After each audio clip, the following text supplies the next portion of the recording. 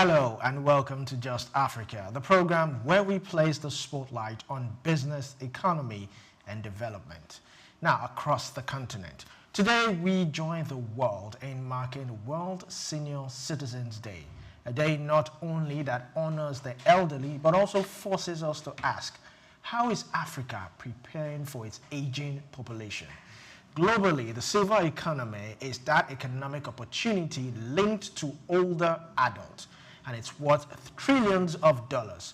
But in Africa, conversations around aging are often limited to cultural respect and family care, with every little attention, or very little attention rather, to policy, innovation, or business potential. So, is Africa overlooking a multi-billion-dollar opportunity in healthcare, technology, housing, insurance, and lifestyle services for seniors, or are we simply unprepared for the rapid demographic shifts ahead? This is Just Africa, live from our studios in Lagos. I am Olumide Shokoya, and I also have my co-anchor, Omevi Udolo. How are you doing? Yeah, I'm very good. Good afternoon, Lagos. Good afternoon, Nigeria. And good afternoon to you, Africa, or wherever you're watching from all over the world. My name is Omevi Udolo, and I want to wish every senior citizen out there a happy Senior Citizens Day, because Definitely. This is global. It's not just Nigeria, it's not just Africa, it's all over the world. Once you're 60 and above, this celebration is for you. So we are wishing you a happy celebration. Yeah, talking about World Senior Citizens Day, you know, it's a day where we honor the elders, where we celebrate their dignity, their achievements in life. You know, they are living libraries. You understand? They are like, some of them, I would say, they are custodians of our culture, of our beliefs, of our histories. You know, they've contributed a whole lot. Most of them, they used their youthful age in developing the society. And some right now, like the guest we had 2-3 days ago, they are still contributing right now. Okay, so what can I do for my society? So I just want to let people know that it is not, we shouldn't see the senior citizens these days as a burden, taking care of them, because I don't really know where we are going to right now. For Africans, it is, we saw it back then, taking care of the elderly ones as a responsibility as a child. Even if you do not have your own biological child, your brother's children, your sister's children are your children. So they help take care of the elderly. You know, I can't remember, growing up, I grew up with grandma, so I can't remember, I can't remember seeing grandmothers being taken to a special home for them to be taken care of. But we also understand that due to the economy and some other factors, yes, we have to take some of them to old people's home. But I still want people to understand, and some of the senior citizens that are watching, that being in elderly people's home does not mean abandonment, does not mean we have forgotten you. We love you, they still care about you. It's just for maybe for someone to be able to take care of them properly. Let's not forget the economic value of those people. It is something that we should look at. So when we, some persons also look at the society these days. The person is old now, what can the person do? My mom is almost 70. She still goes to the market to sell. So these people, we talk about their products, we talk about their food, we talk about so many things, nurses who take care of them. So it is either they are contributing as a business person, or you are creating job for people because of the senior citizens. You understand? So I think it's high time we pay attention to this untapped silver economy in Africa. Yes, you know, growing old is inevitable. Yes. Whether you like it or not. So, and as you grow older, you begin to notice that your body cannot do certain things that you used to do when you were a youth. You can't run up the stairs and run down and do 5 lapses of that as you grow older. And then again, as you grow older, you have children. And someday they will leave the house. Exactly. Which means you are either left with your wife if you're married, or left by yourself if you are not married, or a widow or a widower. So that also has you know, back in the days, children saw it as a responsibility Yes. to take care of senior citizens, their parents, their uncles, Yeah. not just their parents, their uncles, their aunties. You know, they contribute money. If there's anything needed in the house, they contribute money. And in a situation whereby that person is somehow incapacitated to do certain things, they get a maid or a nanny Yes. that takes care of that Exactly. person. So in this part of our climb, we are not used to checking our parents or checking the elderly into a care Or home. people home and all that. It's Yeah. considered almost like an abandonment. Exactly. Why are you taking them? Why can't you, you know? Take Some care of even them by go as yourself. far as bringing their old parents to their house, their Yeah. matrimonial home, to Yes. take care of them. But then again, some Nigerians are now pushing the border forward. Some Nigerians are taking the onus on themselves to prepare for that particular time. Hence why we also have pension. Pension is supposed to take care of you when you are no longer working or after 30 to 35 years of service. Yes. But if you look at pension, collection and all that today, it's a bit of constraint. Some people even die without collecting their pension. Yeah. So what other alternatives are available for these senior citizens? If pension it becomes a constraint, what can they do? You said it earlier on, they are living libraries. Yes. They've had some form of expertise in different fields. We still have Omugo. Yeah. And I think that favors the women the most. favors the women the more. Yeah. They go for when their daughter-in-law or their daughter gives birth, Yeah. go over to the daughter's house and take care of that child and relieve that daughter or daughter-in-law of so much stress. Yes. They also take up other jobs, like what we call olokpo in Yoruba. Okay. Those are the people, the women that prepare food for large parties. Yes. They employ the services of older cooks, older chefs, because they make use of what they call this aduga. It's a big pot. And they, you know, because they've had donkey years of preparing food, they know just the right amount of sauce to put in that jollof rice, to put in that stew. But no, I'm not trying You to know? cut it short. And your food actually tastes better. Yes. So, and even the younger ones take apprenticeship under these yes. senior citizens to That's learn true. certain things. Even in matrimonial homes, when you marry, your mother comes over, she gives you some tips, some secrets about. So Yeah.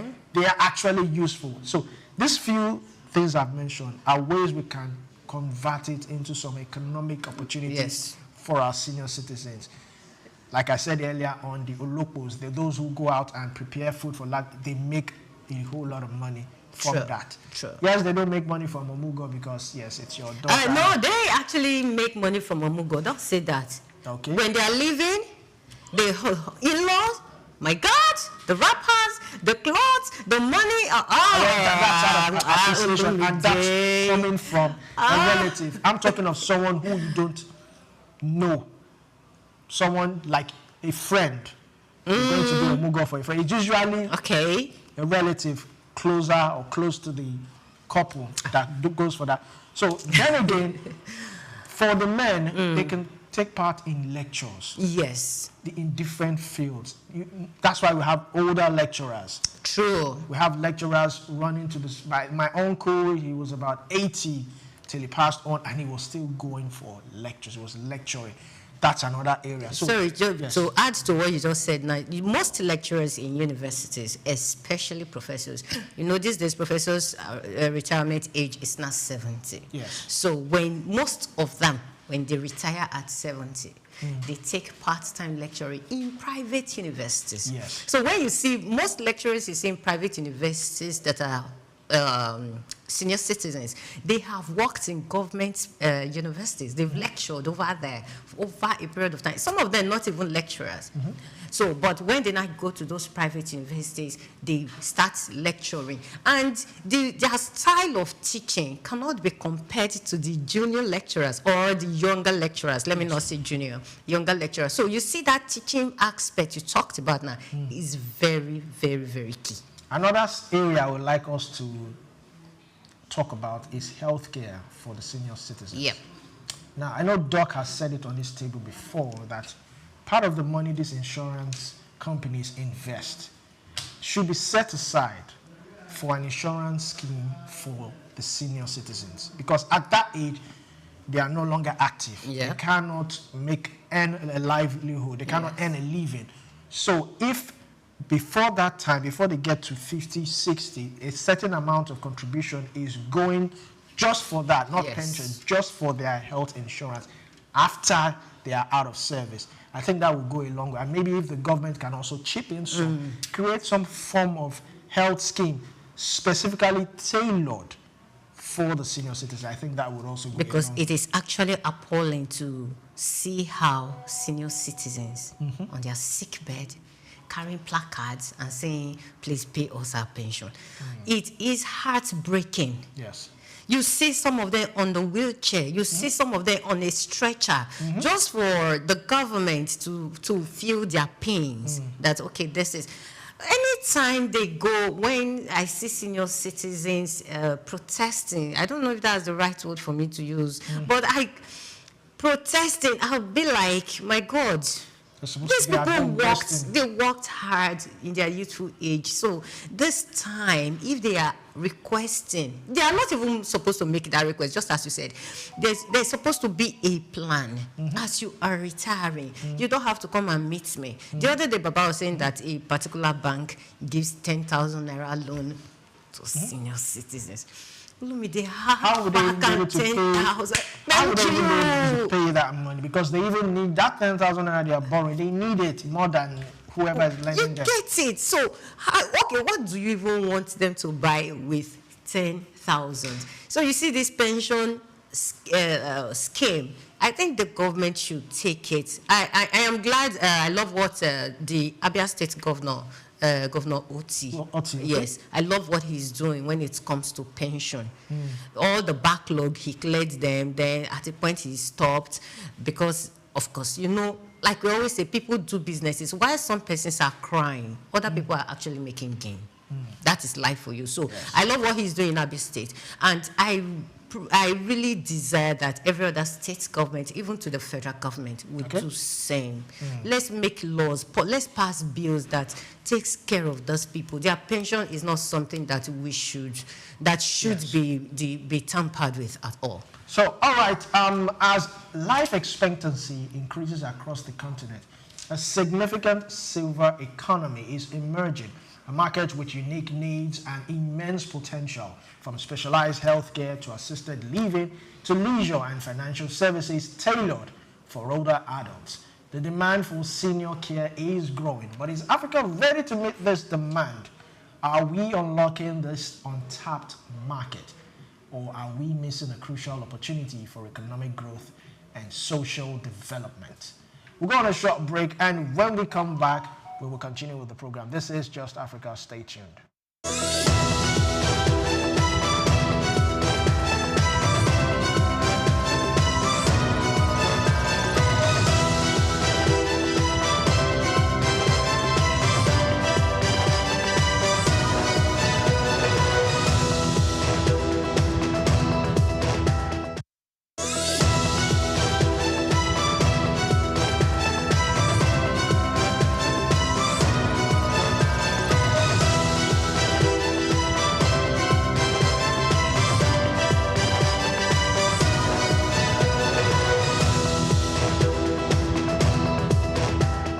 Known as the father of African literature, Chinua Achebe was born on the 16th of November 1930 in Ogidi, now Anambra State, eastern Nigeria. He was born to Isaiah Okafor Achebe, a teacher and an evangelist, and Janet Anenichi Ilegunam, a vegetable farmer. Achebe has reshaped the global understanding of African identity through the power of storytelling. Raised during the twilight of colonial rule, Achebe's education was steeped in both Igbo tradition and the Western values of post-colonial Christianity.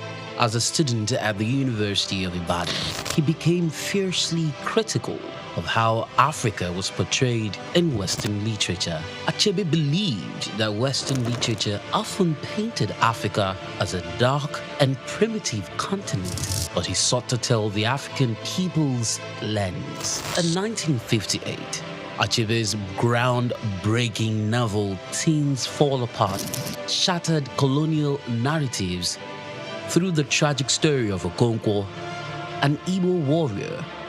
Achebe illuminated the complexities of African culture and the devastating effects of European colonization.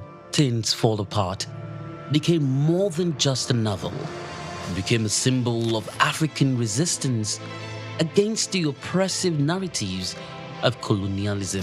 Achebe was not just a writer, he was a passionate advocate for African self-determination, and his political activism made him a critical voice in the post-colonial era. Even after a life marked by personal and political struggles, including a car accident that left him partially paralyzed, Achebe continued to inspire. He taught at Bard College and later Brown University, where his influence reached new generations of writers and thinkers. He was married to Christiana Chinwe Okoli and they had 4 children. Sadly, he died in March 2013 at the age of 82. Chinua Achebe's legacy endures in his novels, his essays, and in the countless voices of African writers who follow in his footsteps. He gave us a voice, a story, and a vision of Africa that is ours to share.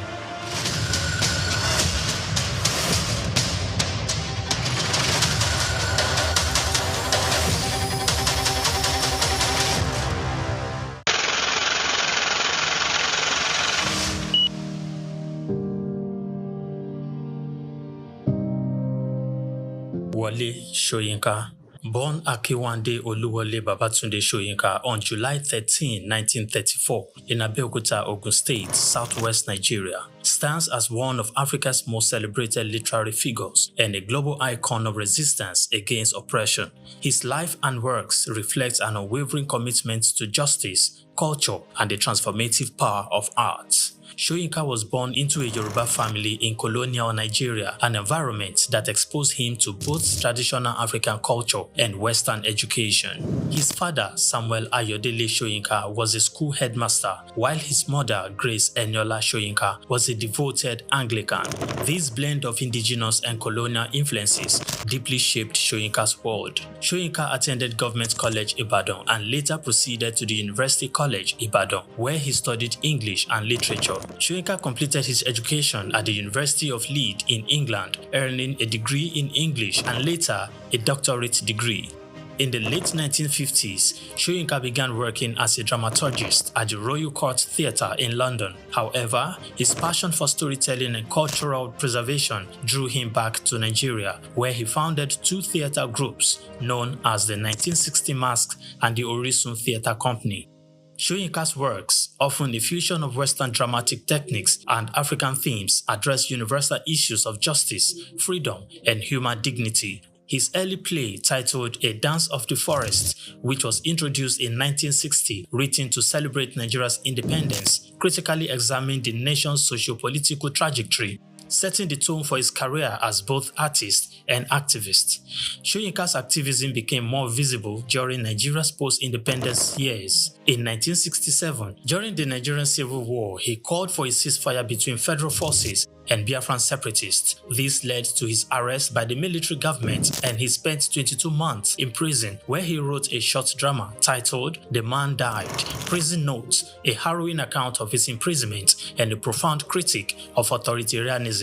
Soyinka has authored more than 20 works, including plays, novels, poetry, and essays. In 1986, Soyinka became the first African to win the Nobel Prize of Literature, an achievement that brought global recognition to African literature. Soyinka remained an outspoken critic of oppressive regimes, often at great personal risk. His activism extended beyond Nigeria, addressing global issues of injustice and human rights. During periods of military rule in Nigeria, he went into exile, continuing to write and speak against tyranny. Today, Soyinka is celebrated not only as a literary giant, but also as a symbol of resilience and moral courage.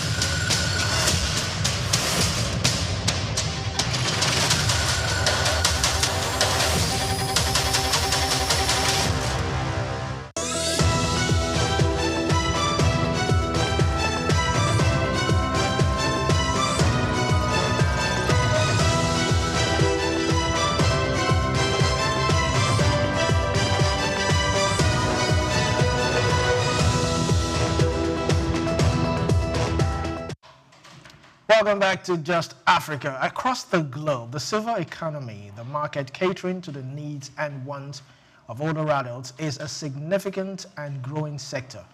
But in Africa, with our rapidly youthful population, have we truly acknowledged and begun to address the unique healthcare needs and economic potentials of our elders? Joining us today to explore the intricacies of Africa's silver economy is Shafi Smith. She is the Acting Director, Evercare Caregiving Agency Limited. So glad to have you this afternoon. Thank you so very much. I am glad to be a part of this. And happy Senior Citizens Day. Happy Senior Citizens Day to every one of us. So I'm glad that you are someone who has had first-hand experience with our older citizens. But let me start by asking you, in your opinion, I mean, before we brought you here, we talked about some of the challenges our older citizens face. But in your experience, what are the biggest challenges older citizens are experiencing today in Nigeria? Well, actually, thank you for the question. That's a very beautiful question and innovative question. Salute to all seniors and happy Seniors Day or Elderly's Day today. I am glad to be a part of the elderly because I have them at home as family.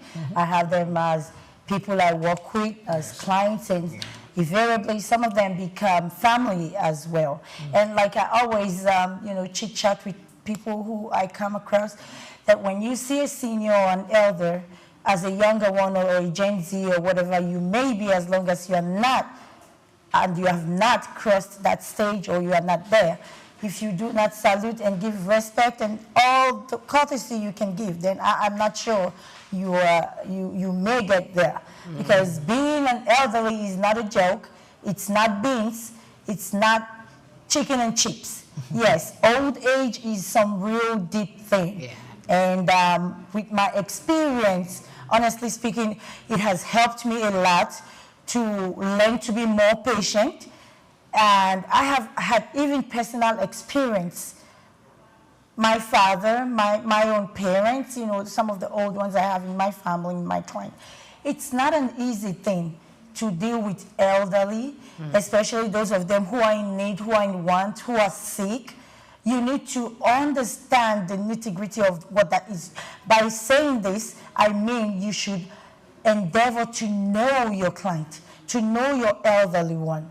It does not matter if you are working as a healthcare provider. You can have them even at home. We live with them on a daily basis. We have them, every now and then. Every person has an elderly, no matter how. You did not jump down from Pluto.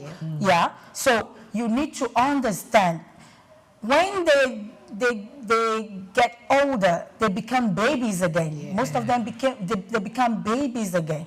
And for the most part of it, most of them don't even know. And those who know try to fight back because this has to do with their dignity as well.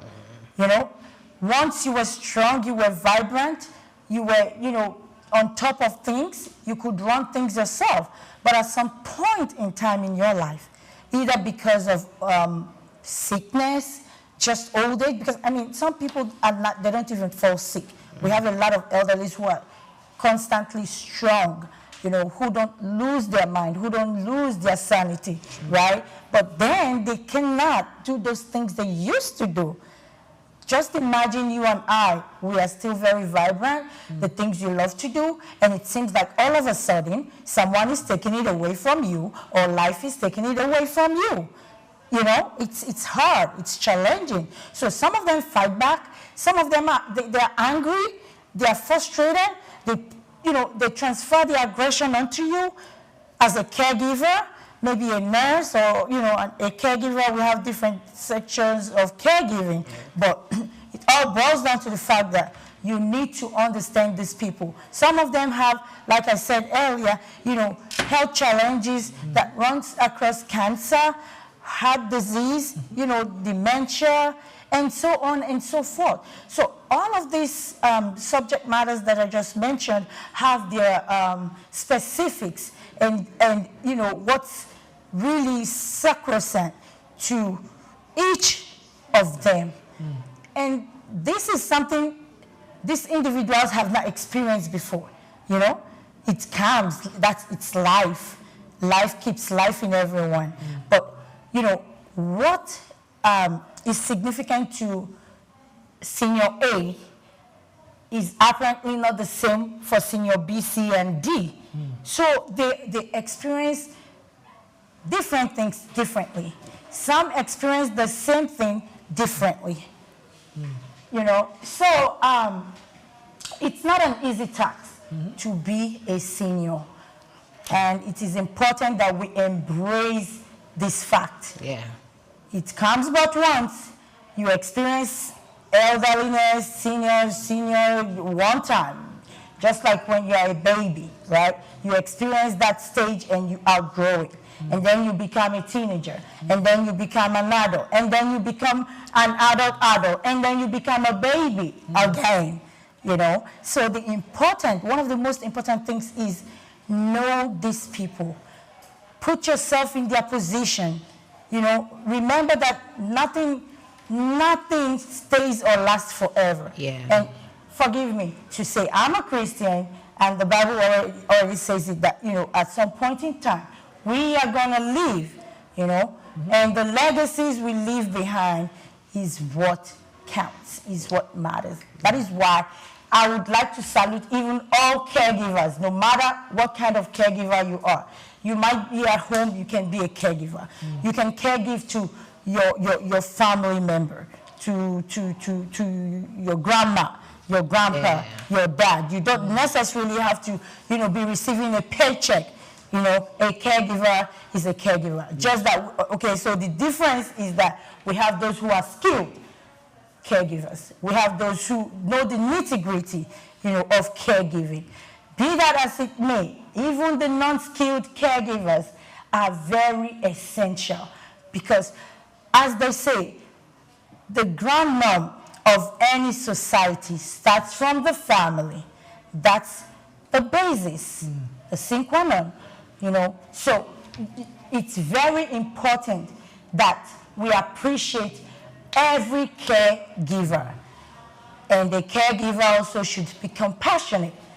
That goes a long way again to talk about how I said you should know your client. Yes. If you don't know them, you cannot care for them.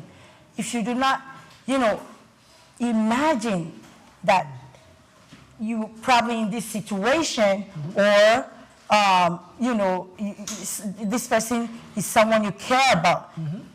You should love your job. It shouldn't be all about money. It should never be about money. So when you come to them from that perspective, you will be a better person, even learning to know them, even learning to care for them. All right. All right, thank you so much. You're welcome. That was really beautiful. Now, caregiving Yes, please. professionally was not an African tradition. Yes. Or let's not say caregiving, maybe Elderly care or senior care. Old people's home, that's the word really. It used to be a family thing, tradition. You take care of your older ones. Will you say modernization or migration has affected that bond of caring for the elderly in Nigeria and Africa as a whole? Well, your question is, it's two in one, and I will try to dissect it my best way possible. Okay. So my answer will be yes and no. Yes, because,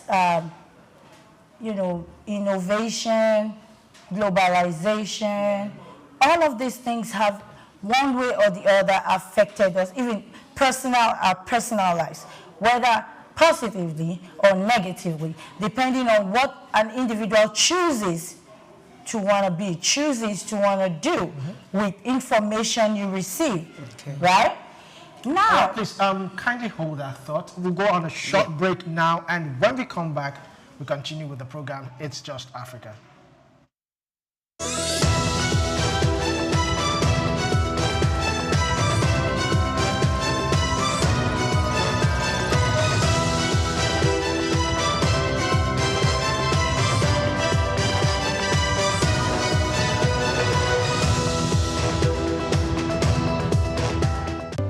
Welcome to the Africa Development Studies Center, ADSC.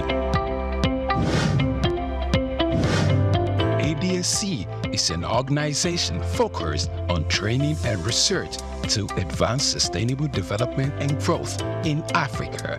We exist to facilitate customized training, research, and study exchanges worldwide on leadership, management, and critical development issues. The center offers a platform for the exchange of ideas and best practices. Our comprehensive services encompass research, consultancy, capacity building, training, and education programs, as well as publishing and disseminating development-related knowledge. Our faculty consists of experts and researchers with extensive experience in policy formulation, implementation techniques, and monitoring and evaluation. Our methodology involves talks, individual and group exercises, games, video screenings, and discussion seminar sessions in a cozy atmosphere, making learning enjoyable for our participants. For more information, email us at info@adstudiescenter.com or call +234 912 039 2362. Visit our website at www.adstudiecenter.com to learn more about our programs and upcoming events. Africa Development Studies Center, rethinking development for Africa.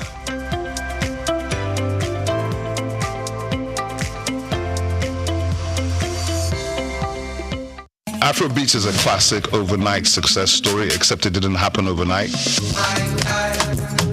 I'm happy to be here. One of the key things about the Omniverse is that it's designed to go beyond an event and designed to be fully something that people can engage beyond the summit.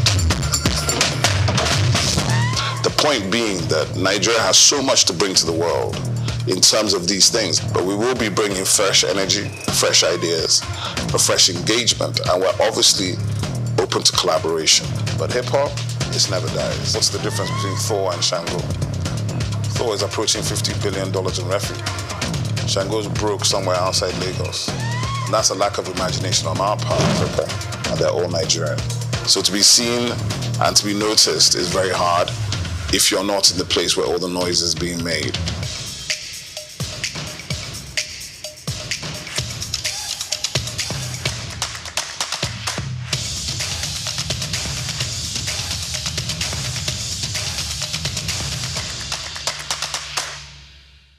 Lateef Jakande. Born Lateef Kayode Jakande in the Ekpetedo area of Lagos Island, Lagos State, on July 1929. He studied at the Lagos Public School at Enowa, Lagos Island, then at Bonham Memorial Methodist School, Port Harcourt, King's College, enrolled at Ilesha Grammar School, where he edited a literary paper called The Quarterly Mirror.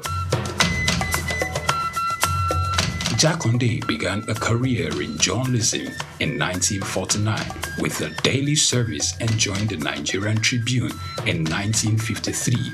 The owner, Chief Obafemi Awolowo, appointed Jakande editor-in-chief of the Tribune in 1956. Jakande established John West Publications in 1975 after leaving Tribune and began to publish the Lagos News. He served as the first president of the Newspaper Proprietors Association of Nigeria NPAN. Jakonde ran for election as Executive Governor of Lagos State in 1979 on the Unity Party of Nigeria platform. His administration was effective and open and implemented the cardinal policies of his party. He introduced housing and educational programs targeting the poor, building new neighborhood primary and secondary schools, and providing free primary and secondary education. He gave poor people's children education, and many of them are now very prominent in the society today. Jakonde established the Lagos State University and constructed over 30,000 housing units. After the military takeover in 1983, Jakonde was charged, prosecuted, and convicted of treason and later pardoned. He served as Minister of Works under the Sani Abacha military regime. He died in Lagos on February 11, 2021. Lateef Jakonde was the first civilian governor of Lagos State. Lateef Kayode Jakonde, Sook Enlightenment.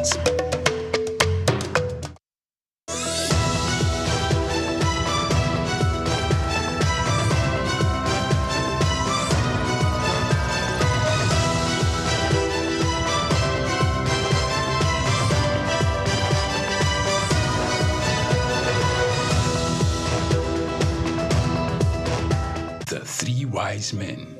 Iconic sculptures and statues adorn major metropolitan cities of the world. In Lagos, Nigeria, the statue of three men designed to depict the state's cultural heritage and to usher in visitors and tourists into the ever-accommodating center of excellence is no doubt an astounding work of art. Originally built under the administration of Colonel Raji Rasaki, designed by Bodun Shodende in 1991 and standing over 12 feet high, referred to as Agba Meta or Aro Meta, the three sculptured chiefs were placed along the Lagos-Ibadan toll gate to welcome people coming into Lagos State. The statue called the Three Wise Men by many has become a major signature for the state. Three white-capped chiefs, clad in white wrappers, knotted across their shoulders and with clenched right fists are shown in the artwork. The images fascinate and create impressions in the minds of visitors coming into the state, captivating the attention of visitors who look with keen interest, pondering on the messages which the posture of the engraved images signifies. The Three Wise Men has been relocated thrice from its original position at Ojodu Berger end of Lagos-Ibadan Expressway to Magodo area before its final relocation to its present site at Olowo Drive. The sculpture has suffered severe damages over the years and renovated. Bodun Shodende, through this sculpture, depicted the highest honor that can be afforded to anyone in the Eko greeting tradition. The Three Wise Men, Arometa, Sook Enlightenment.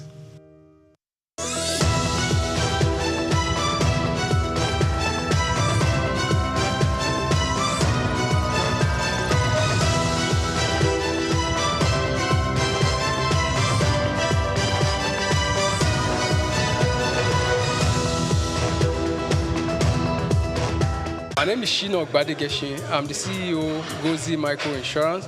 Continue to watch Sook News. Adenike Adeyemi, Executive Director of Faith Foundation. Keep watching Sook News. My name is Shepherd Michael Adewale Onofuye. I enjoy you all to always watch Sook News TV. Hey everyone, Majuli Obaje here representing Gigi. Keep watching Sook News, okay? Stay updated with Sook News. My name is Aton Keme. I am the head of MSME Banking. Please keep watching Sook News and stay glued to Sook News. I recommend that more and more people should watch Sook News because they deal with business news. Hi, my name is Amaka Wokolo. I am the director of the Faith Institute at Faith Foundation. Keep watching Sook News.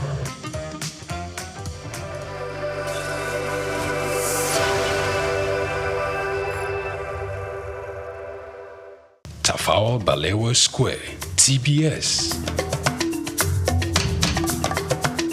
Tafawa Balewa Square was initially used as a horsing ground called Lagos Race Course. The edifice was constructed by General Yakubu Gowon in 1972 and named after Nigeria's first Prime Minister, Sir Tafawa Balewa. Tafawa Balewa Square is located at 45/57 Masi Bangboshe Street on Lagos Island, Lagos, and referred to as TBS. TBS is a 50,000-seater capacity venue and houses the Remembrance Arcade, the 26-story Independence House, which at a time was the country's tallest building. When Lagos served as the country's seat of government, the National Assembly Complex was within the TBS. Also in the square are the National Broadcasting Commission Office, the Nigerian Hydrological Services Agency Office, shopping centers, travel agencies, restaurants, car parking lots, and a bus terminal.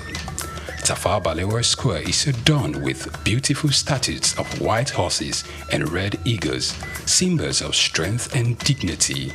Our historic neighbors include the King's College and the Holy Cross Cathedral. Tafawa Balewa Square hosted some of the country's memorable events such as the Independence Day in 1960 when Nigeria gained independence from Britain, the Armed Forces Remembrance Day which is celebrated annually on January 15. The edifice is a national cultural asset. Tafawa Balewa Square. Souk Enlightenment. Hello Nigeria, hello Africa. Yeah, this is Sound Man. Keep watching Souk News. My name is Babalola from Excel LED. Keep watching Souk News. My name is Shepherd Michael Adewale Onofuye. I enjoy you all to always watch Souk News TV. Hi, I'm Tom Boggaballs, and please keep watching Souk News. Wale Seriki, SLG Lagos Island East. Souk News, keep out watching them and keep a lookout for them.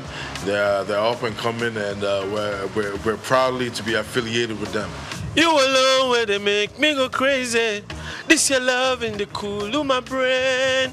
You're my medicine, I need you all day. Yo, it's Blackface Nigeria and you're watching Souk News TV. Keep it locked on this dial, don't change it. You know what I say? Blackface Nigeria, love no bad. Anthony Onyemachi Elumelu was born on the 22nd of March 1963 in Jos, North Central Nigeria, to Susanna Dominic Elumelu, originally from Delta State. Tony earned a degree in economics from Ambrose Ali University, where he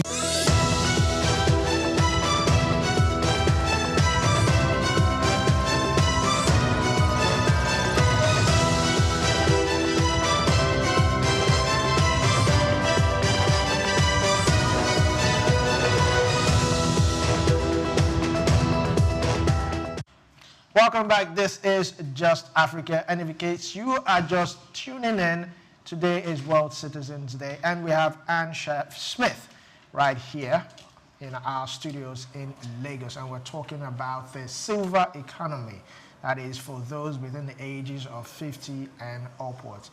So glad to have you once again. Nice to be here with you again. Yes, before the break, I was asking if migration or how migration to urban cities has weakened the bond between families in giving care to the elderly ones, or has migration weakened that bond? Is there something we can do to salvage that care, that traditional style of taking care of our seniors? Apparently, there is a lot that can be done to salvage that. First of all, is the issue of caregiving. Caregiving companies, that's the reason why most caregiving companies are emerging at this point in time, 2025. Although, you know, the Nigerian community, I must say, or even African community, has not actually embraced this yet, because I would say it's kind of foreign to a lot of people. They feel like, oh, there's a name tag to that when you take your parents or your loved ones or your elderly ones, you know, to caregiving homes, and or you have a caregiver coming into your home. Not everybody likes that. especially, getting to meet a stranger. Not everybody likes that. But again, because of, time are changing times, people traveling to the diaspora, not just even within Nigeria or Africa, to earn a living. So a lot of people are not able to do what they should be doing, what we know that we should be doing, what has been the tradition and the culture. Yeah?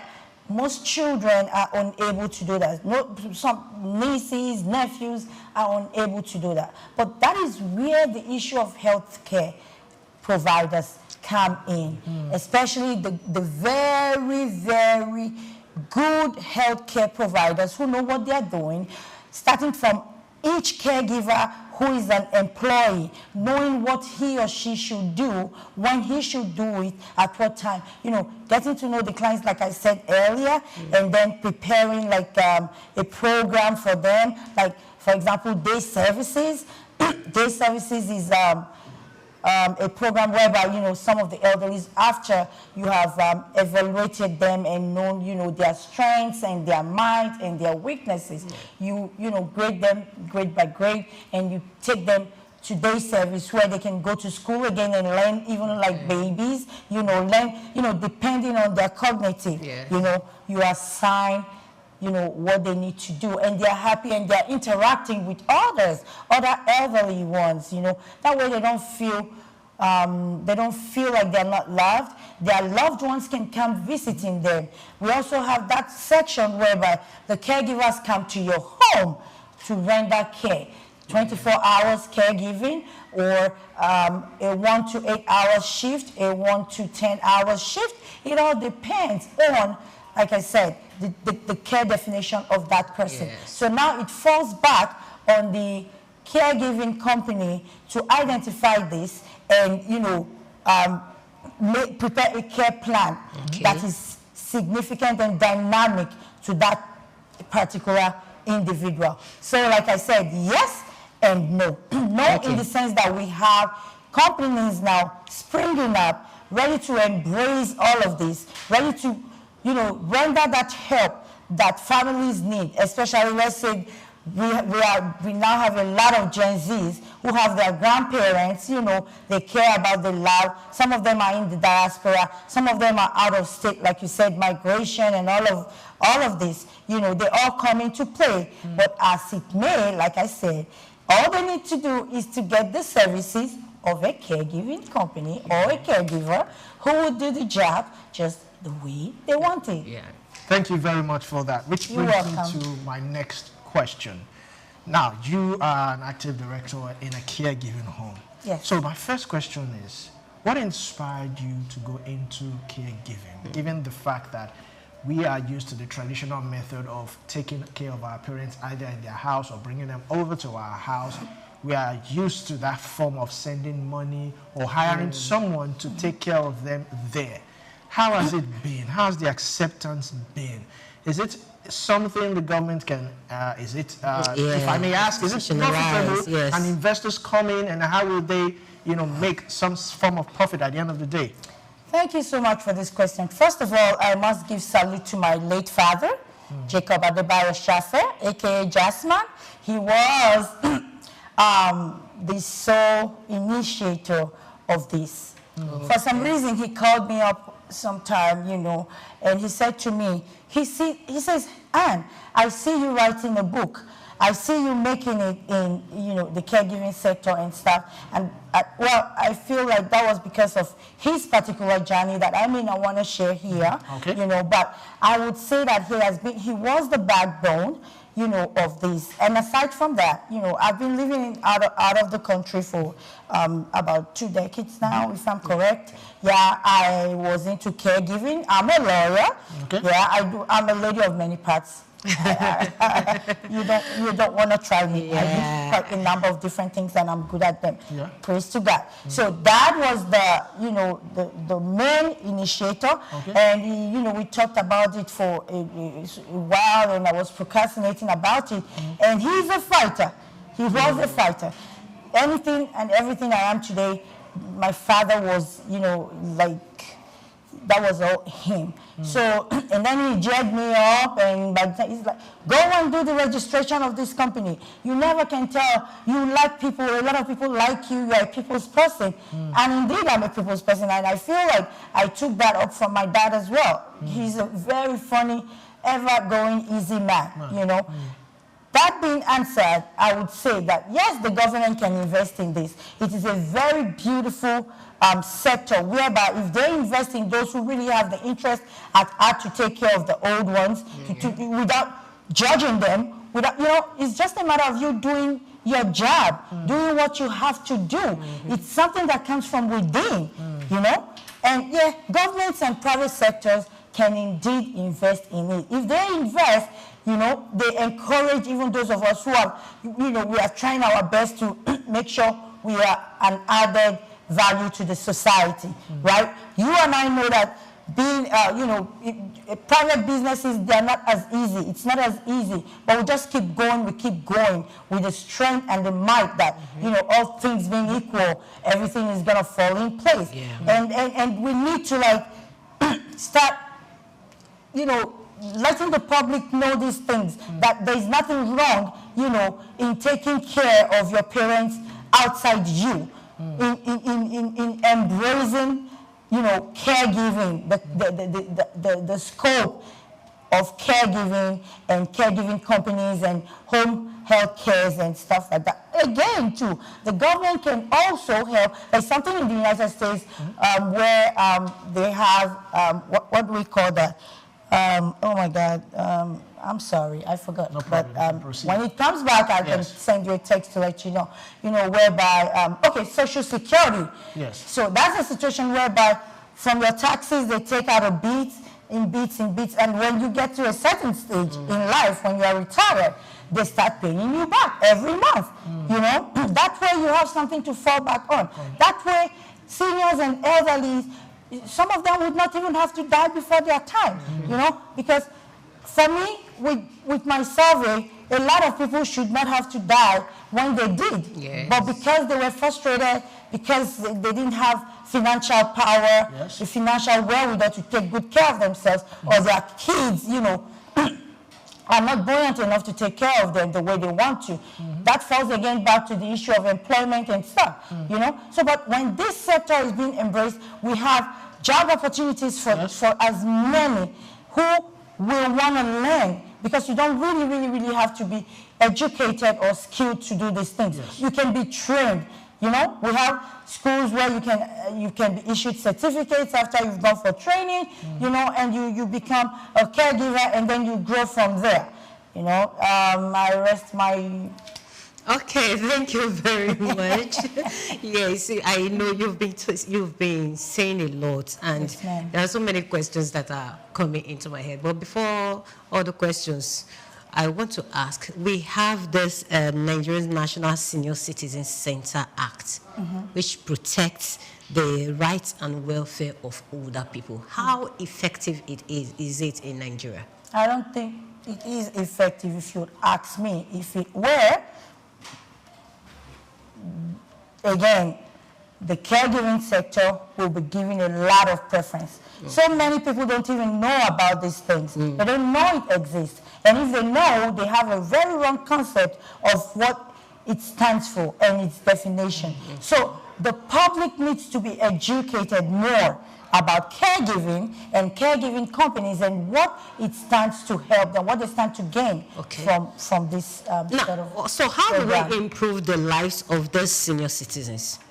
Because for some reasons, families are moving to other areas, other parts of the world, but those people need their medicine. And like he rightly said, if the government can invest in it, if private sectors can come into caregiving, we need medicine for those people. They have particular, for just as you said, a senior has a particular or a peculiar need. One need is not a generic to others. So how can we put all this into proper consideration to ensure that their needs are met? Excuse me. Sorry. So all we need to do, like I've said, is to appeal to the government, find every means possible where the government can listen to us. Let's NGOs, you know, people in top government have an interest, and the stakeholders have an interest, and maybe put in paperwork, you know, to the necessary quarters to say, okay, let's look at. I mean, these things work in other countries outside the world. So why can it not work in Nigeria? It can. It should. So when we all have a concept, we have a focus, and we come together as one to say, okay, we want this. Where there is a will, there is always a way. That's right. Okay, before Olumide takes you, I want to ask, you said the government, the NGOs, they should come in, right? Yes. Good. It's for senior citizens, as far as caregiving is concerned, it's job creation itself. That sector creates job. It takes people from the unemployment market and gives you job. It puts food on your table. Yes. Now, let's come back to the people, the caregivers. Yeah. We have seen some terrible ones. Yes. That's the reason most people run away from giving their parents to giving them to caregivers to look after, because we've seen some that beat up older people. We've seen some that just abandon it. Whatever you like. If you want to die, die. I don't care. How do we? Is there an association?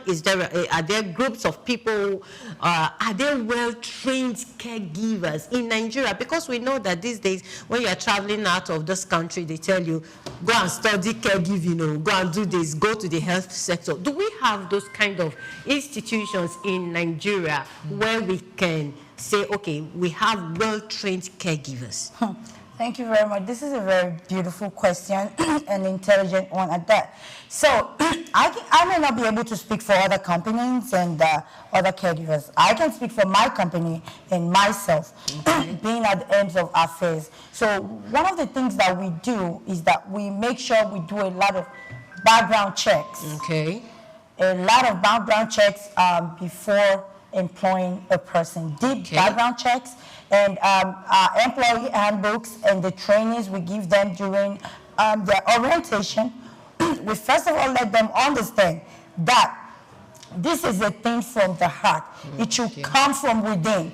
If you are not somebody who is into that, then you may walk out. You know, it's zero tolerance. It's zero tolerance for, abuse. You cannot abuse anyone. Talk less of abuse the elderly. That's a no-no. It's zero tolerance for us. And even those, some of our clients can testify to that. Some people who know us by name, who know us personally, they can attest to that. Even employee versus employee it's zero tolerance, because we give it American standard. We are not there yet. I'm not going to say to you here that we are rocket scientists or we are holier than Pope. No, that's not what I'm saying. What I'm saying is that we try our best possible to make sure that our caregivers are second to none. That's beautiful. Yes, all right, so I also like to ask this before you go. Looking at your care home now, first of all, who pays the bill? Is it the senior citizens, the relatives, or children? Secondly, people see care-giving homes as more or less, for lack of a better word, a prison. So I'd like to ask, if I check in as a senior citizen, am I allowed to leave at any point or any time of my life without regards to who brought me there, or who checked me there, who registered me there? Do I have the absolute freedom? Okay, so seniors, elderly, they're human beings, right? Every single person has the freedom of speech, has the freedom of anything and everything you need to do for yourself.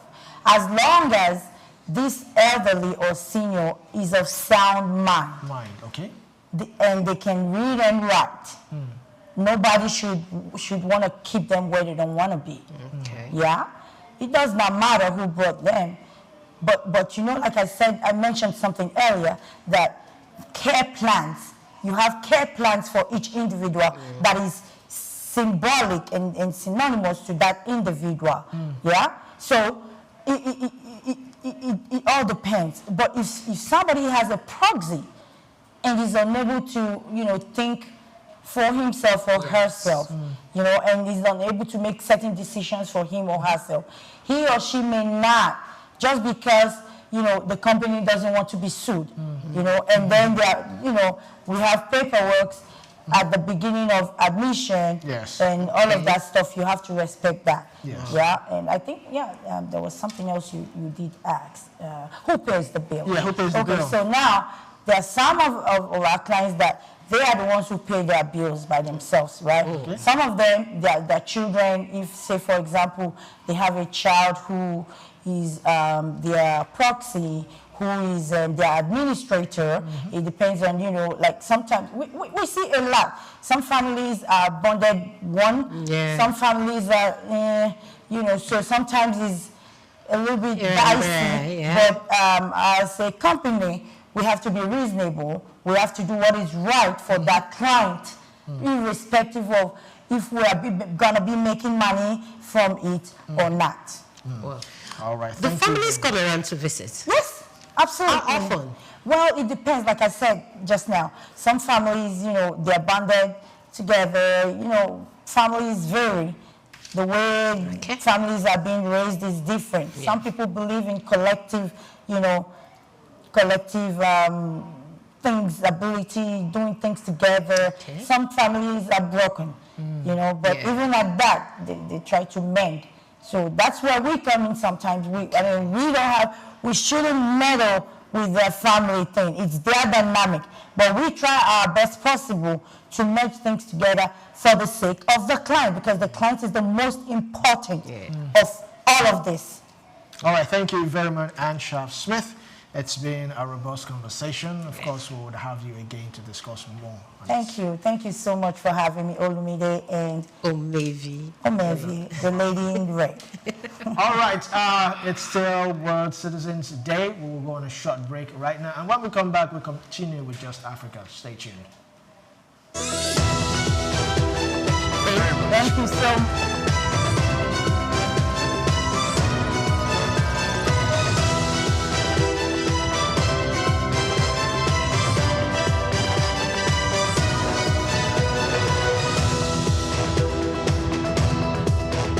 Anthony Onyemaechi Elumelu was born on the 22nd of March 1963 in Jos, North Central Nigeria, to Susanna Dominic Elumelu, originally from Delta State. Tony earned a degree in economics from Ambrose University, where he laid the foundation for his future career, and then furthered his education at the University of Lagos, where he obtained a master's degree in economics. His academic journey also includes attending the Harvard Business School, where he completed the Owner of President Management program, equipping him with advanced business management skills.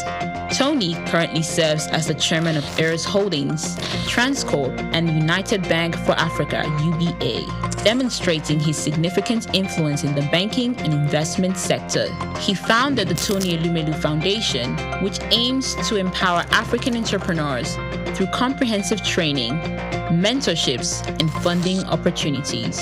In addition to his professional achievements, he's also a family man, married to Dr. Adele Vivian Elumelu, and together they have 7 children. In 2020, his efforts were acknowledged when he was named one of Time's 100 most influential people in the world.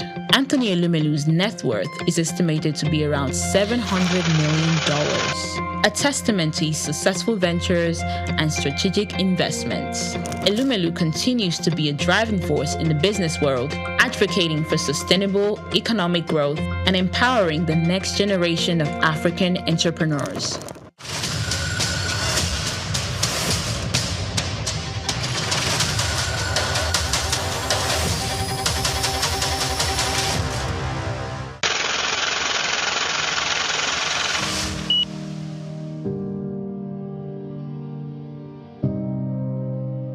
Wole Soyinka, born Akiwande Oluwole Babatunde Soyinka on July 13, 1934, in Abeokuta, Ogun State, southwest Nigeria, stands as one of Africa's most celebrated literary figures and a global icon of resistance against oppression.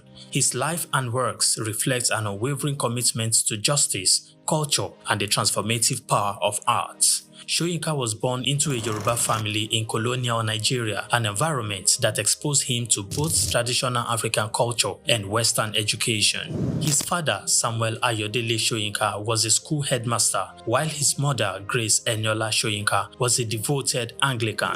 This blend of indigenous and colonial influences deeply shaped Soyinka's world. Soyinka attended Government College Ibadan and later proceeded to the University College Ibadan, where he studied English and literature. Soyinka completed his education at the University of Leeds in England, earning a degree in English and later a doctorate degree. In the late 1950s, Soyinka began working as a dramaturgist at the Royal Court Theatre in London. However, his passion for storytelling and cultural preservation drew him back to Nigeria, where he founded two theatre groups known as the 1960 Masks and the Orisun Theatre Company. Soyinka's works, often a fusion of Western dramatic techniques and African themes, address universal issues of justice, freedom, and human dignity. His early play, titled A Dance of the Forest, which was introduced in 1960, written to celebrate Nigeria's independence, critically examined the nation's socio-political trajectory, setting the tone for his career as both artist and activist. Soyinka's activism became more visible during Nigeria's post-independence years. In 1967, during the Nigerian Civil War, he called for a ceasefire between federal forces and Biafran separatists. This led to his arrest by the military government, and he spent 22 months in prison, where he wrote a short drama titled The Man Died, Prison Notes, a harrowing account of his imprisonment and a profound critique of authoritarianism.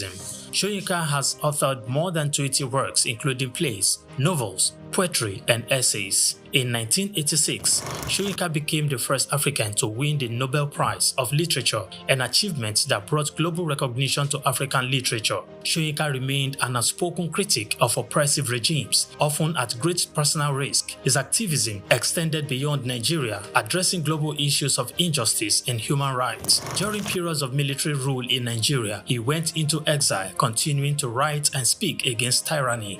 Today, Soyinka is celebrated not only as a literary giant, but also as a symbol of resilience and moral courage.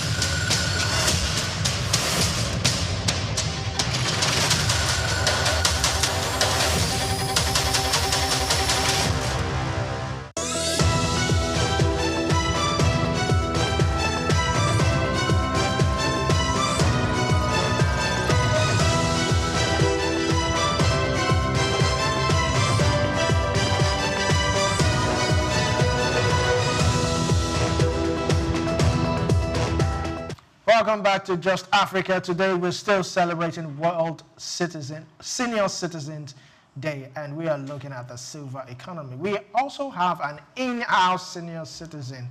Of course, he's not a new face. He's a familiar face on Souk News Television. Please welcome Bayo Olaoye, but we call him Big Babs. So glad to be here. Glad to be here. Yes, happy Senior World Citizens. Thank you very much. How does it feel? And I wish you guys too will get to that stage. Yeah, thank you very much. How does it feel today?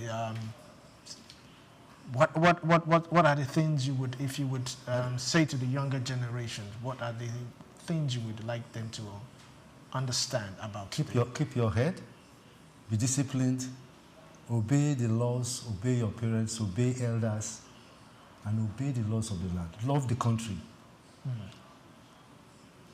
Minimum, enjoy minimally. Don't be excessive in whatever you do, and keep God in your sight. So one of the things I always like to ask when I come across senior citizens, that I know it's a major concern for them, is pension, access to their pension. I cannot imagine having to put money in the bank or put money somewhere for something long time as, you know, your retirement, and having little or no access to that particular fund. It's frustrating, it's mind-boggling, it gives a lot of concern. How has it been for you, and what are the challenges that you might have encountered it's sad. And sometimes you get the feeling that maybe senior citizens are an endangered species. Because you can imagine, personally, I retired 15 years ago from Radio Nigeria. Thereafter, I worked with Inside Communications. So those are two organizations that I worked with. And you'll be surprised that up till now, Radio Nigeria has not played ball when it means paying these pensions. And so there's the element of frustration. For instance, me, I've seen all the 5 coups in Nigeria. I saw all the 5 coups in Nigeria. 5 coups? All the coups in Nigeria. So I have an idea of military intervention, military psyche, military perception. And I've been trying to put a memoir together just to illustrate this. So senior citizens have gone through the mill. They've seen a lot. So they should be respected. In our climb here, that is not so. And it's only recently, about 5 years ago, that this issue of senior citizens came to the light. Before, we were treated like any other person. And there's this appellation now, old school, old school. So are senior citizens endangered species? No, they are not. Those who are in privileged conditions, in privileged positions, senators, governors, or whatever, or politicians, can claim that they are senior citizens because of the privileges they enjoy. But we don't have any privileges. Down at the local government secretariat here, they've been to my place 5 times under the pretext of supporting elderly people, and I haven't gotten any results. So that's not only fraudulent, it's unpatriotic, and it's not sitting for a man of 70, 75, 70, to still wait for government to do the needful in the area of pension. So you feel they are not celebrated enough, senior citizens? So. I don't think so. Just like I was telling the HR, as I was coming up, I should be having breakfast on Souk television. We are not celebrated, but it's coming up. Okay. If the institutions don't recognize us, if the government don't recognize us, our siblings, our children, our grandchildren recognize us. Okay. And they support us, they console us. They keep company with us, and they tolerate our nuisances and weaknesses and prejudices. Because, let's face it, some people think that old men, they talk a lot. My grandchildren think that I talk a lot. And they will tell you. And I try to explain to them that it's not that I talk a lot. I try to explain things to them, but they wouldn't have it. So I have to learn a way to communicate with them. Yes, okay. Definitely. Yeah. All right, so I'd like us to look at, you said that you retired 15 years ago, but you're still in active service in journalism. But for others, they might not have gotten that opportunity to, because the media has no restriction, age restriction. So far, the media is like law. We don't retire. You don't retire, you continue with it. That's the luxury the media affords you. But for other people who have found themselves in other professions, maybe in medicine or any other profession, what other economic opportunities are available for senior citizens that they can, if the pension is not forthcoming or any other stipends they might be getting from relatives, children is not forthcoming, what other things can they do to generate some sort of income for themselves? They can engage in small businesses. They can also draw on their wealth of experience to do consultancy, counseling, advisory, and like me, practice too.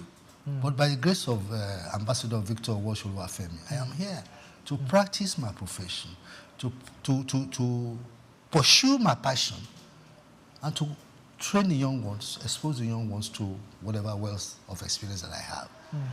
And they should be busy. Attend social parties, attend to family gatherings, attend to church, attend to the mosque, attend to God, be nearer God. Then bring up or mentor the young ones. Mentor the young ones. Westernization, urbanization has eroded some of our moral values that it's unbelievable, the burden we have now to train these children to be law-abiding citizens and to respect their countries.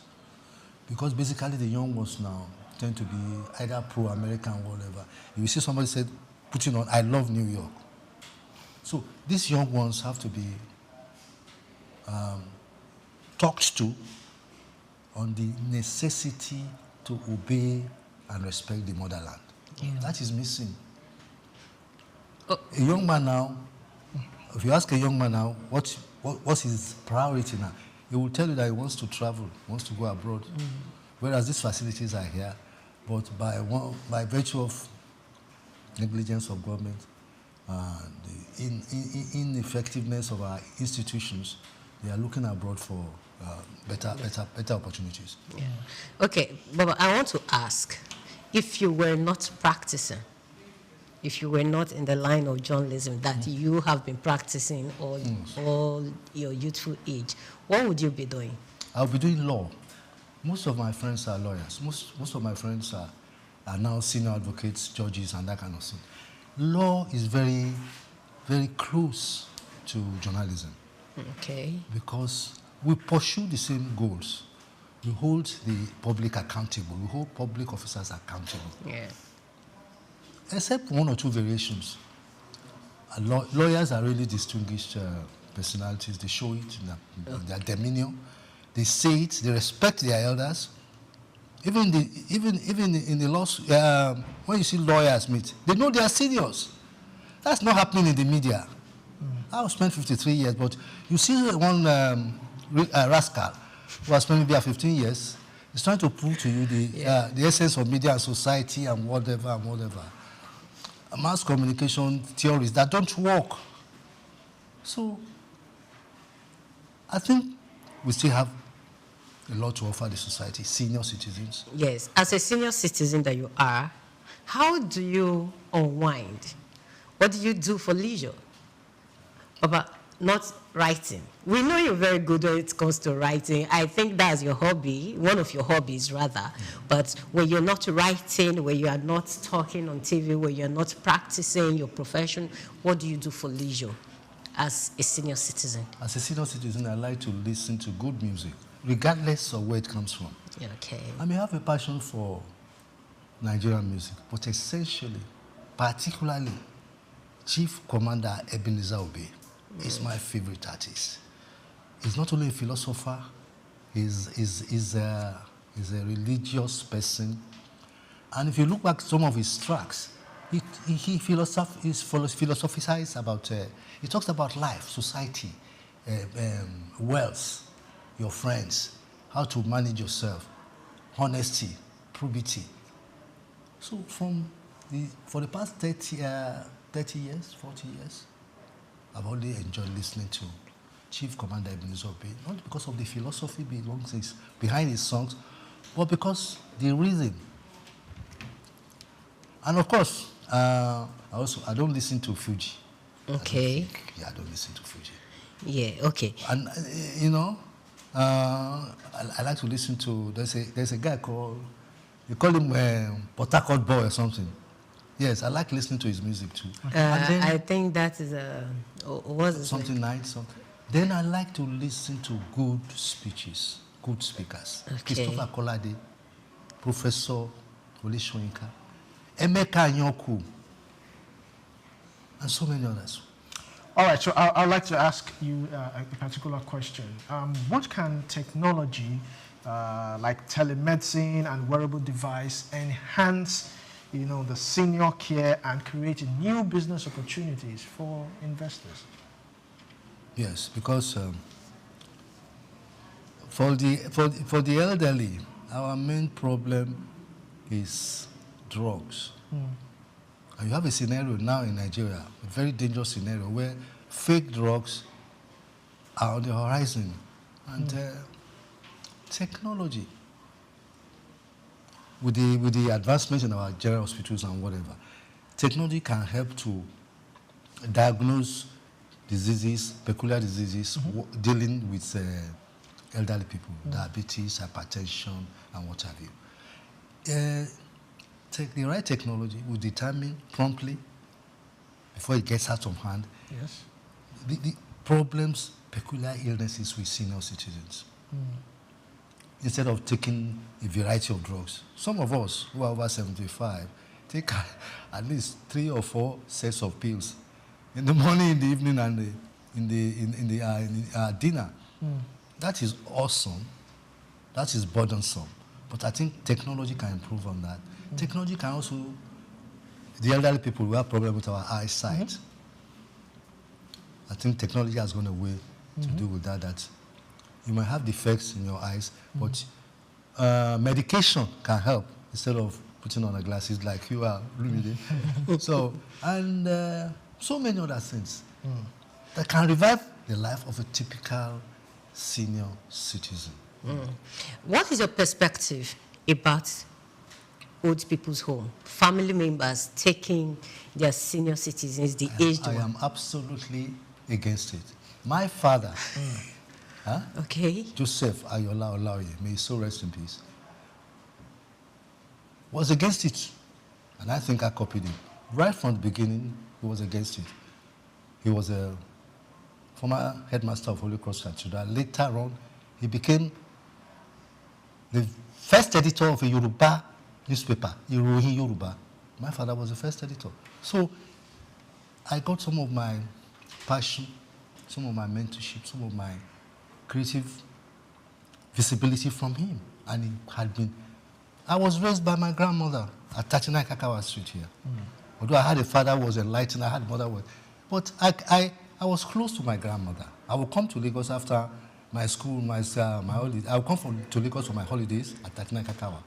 And she would attend to me, despite the fact that my father and my mother can. So, and I gained a lot from her, even though I was a boy. I can cook. There are so many things, domestic chores that I can perform, even at this age. So I think we should not, elderly people, senior citizens, should be in the company of their family and friends. Not this automatic and it's theoretical.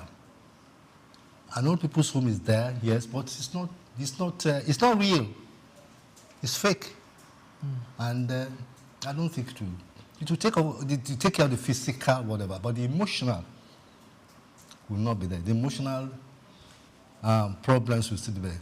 There will still be the emotional. You want to see your grandchildren. You want to talk to your children. You want to talk about sports. By the way, I'm a sports buff myself. Yes. I support Chelsea 24/7. So you must have passions that keeps you on. All right. So you said you are against a care home. Care home, yeah. But in a situation whereby we've seen it so many times happen that the children of some senior citizens are not even in the country. So therefore, the father and the mother are just there alone by themselves. And no one is really there to cater. You can have certain amount of money, but to have, that services rendered to you when you need it. Say, for instance, the father is incapacitated to do certain things. That's where the care home gifts comes in handy. And the guest we had earlier on said that it is not like a prison. You are free to also leave at any time you want. So you should not see it as a prison. So don't you think that it is some sort of respite? There are families. Your sister, your brother. The African setting provides for that. Okay. Even if you are abroad, there are arrangements for the elderly ones at home through relatives and whatever. Even concerning repatriating money, they make all these arrangements, and it's worthwhile. And it increases the lifespan of the elderly. Okay. Because when you see your people, you talk to them every morning, they listen to you. You might be inconveniencing them, but you are part of the family. The family should take up the responsibility of taking care of the elderly ones. If the children can't do it, the siblings of the elderly person can do it. What if in a situation whereby the elderly is not too strong medically, is probably has a terminal illness or something, is struggling with some form of illness, and he or she needs attention, medical attention, and cannot do it on his own? Don't you think this is where a care home would really be sufficient? I will tell you, Olu, that the mosque, the religious bodies, the religious organization, the churches and the mosques too, have gone up to the situation, have risen up to the occasion. And I can tell you categorically that some of these organizations take care of the elderly. Just last week, we had the Grandparents' Day in the church. We also have Father's Day. The church has provisions for that. I know that in the mosque too, yes, they have provisions. The society, the African society, is gradually responding to the need to take care of the elderly. Just before maybe it comes in, I thought I should have shared this earlier on. Okay. Where my younger brother was staying, the landlady, one of the landladies, there were 3 of them, the other sisters are living abroad. So the eldest lived upstairs, the last floor, just above us. And someone was actually paid to watch over her. So they stay opposite the house, directly opposite us. And what they were doing, or what we thought they were doing, was to come upstairs and check on her, see she's okay and all that. So it got to a time, all of a sudden, we did not see her. Now, it was only her upstairs. And at a point, the water upstairs stopped running. Why they didn't fix it, well, it's left to them. So she was always carrying buckets. Sometimes when I come and I see her, I try to help her. She says, no, I'm okay and all that. Sometimes she just sits by the staircase for hours. So it got to this particular time, we did not see her again. For 4 days after, a stench, a very heavy stench, was coming from the last floor. And it was raising suspicion. By the 5th day, my brother had to call the neighbor, then went to the person who was paid and asked him when last, and he was stumbling, he was stuttering. And they tried to open that door, but it was locked from the inside. They had to go through the balcony to climb in, and found her already, dead. Whom God knows how many days she has been there. So now imagine a situation whereby she checked into a care home. Yeah.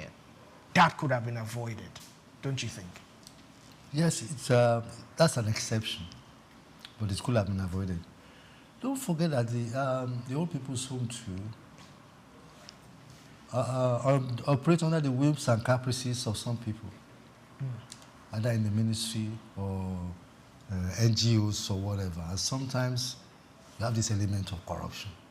Okay. We have brought 38 bags. You may say that we have brought 11 bags. So as a journalist, I don't need to go deep into that kind of findings. But you see that some of these old people's homes are not properly managed, and there are usually grumblings about administrative whatever. The result that people are not well fed. There is no kind of orientation or counseling system for them. The important thing is just to keep them there, feed them, and sometimes it will not be 3 square meals. They are not properly run. And I think churches and mosques will do better. Okay, would you advise religious centers to have to intensify their efforts at is it social welfare? Yes, social welfare. Okay. Social welfare departments should be created by all churches and by all regional religious organizations, because they are from the society. Yeah. And as my cardinal used to say, if you don't take care of these boys, one day they will just come inside the cathedral and meet you. You have to take care of the people outside. And that's what Cardinal Kojo was saying, that we ourselves, we are laying bad examples to the young ones, because we are not taking care of the old elderly ones, and the young ones coming back will follow it. Okay, thank you very much, Big Babs. Some time ago, maybe earlier this week, I was using the BRT, and I saw this elderly woman struggling to get into the bus. And of course, people tried helping her. When she entered, that wasn't my concern. Do you know her carry, the BRT carry, was taken from her, and she was tucked in. Now, she is a senior citizen. At that point, I was speechless. First of all, getting onto the bus was a problem. Now you are taking money from the senior citizen. My question is, the Nigerian National Senior Citizens Center is meant to protect senior citizens. And I think transportation, accommodation, healthcare, these are things that are meant to, housing, right? They are things that they are meant to fight for senior citizens. What are they doing? Is it that they are not doing well, or what is your take on the center? Since you mentioned buses, I know that in London, senior citizens have special passes. I know that for sure. Not only have I used it with Chief Julie Coker in London, I have seen it, and it has worked. Senior citizens have privileges in banks. They have opportunities to take small loans, token loans. Senior citizens, when there's a queue, there must be respect. And just like you said, people don't even respect the elderly ones. You come into the bus, and except somebody insists that you get up, you don't want to get up. Now, that depends on your parental or whatever family background. But it's as bad as that. Now, that's the public for you. Until some are forced to say, get up for Baba or Mama, they will not. And that even shows you the contradiction. Now, a tradition where these young ones, except you force them, they don't want to greet the elderly ones. They think that you're a nuisance, or that you talk too much, or that, what the hell, what do you have to offer? So, it's part of the orientation, and I'll call on families and religious organizations to remedy the situation by attending to their elderly ones. Okay. All right, thank you very much, Mr. Bayo Olaoye. And once again, happy Senior Citizens Day. It's glad to always have you. We feel privileged to have you amongst us in Sook News Television. And of course, we hope that we'll get more knowledge, more insights from you. I'm glad to be here. Thank you very much. You're welcome. So this is where we will be drawing the curtains today on Just Africa, but I'll leave you with this. Africa often prides itself on being young, but the truth is our continent is also aging. And with that comes both challenges and opportunity. So now the silver economy could be one of Africa's most overlooked growth frontiers, unlocking new industries, jobs, and dignity for our elders. Now, that's it for today on Just Africa. I am Olumide Shokoya. Remember, the future of Africa is not just in the hands of the young, but it must also honor and empower the old ones. See you next time. Yes, and I am Omevi Idolo, and many thanks for watching.